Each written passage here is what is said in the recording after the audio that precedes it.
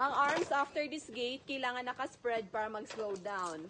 So kung mag-video ang other arm, naka-spread ang other arm. Okay. Then pag doon na mo mag-land, diri na dapat ang arms sa side, tapos naka-head down na dayon mo. Okay?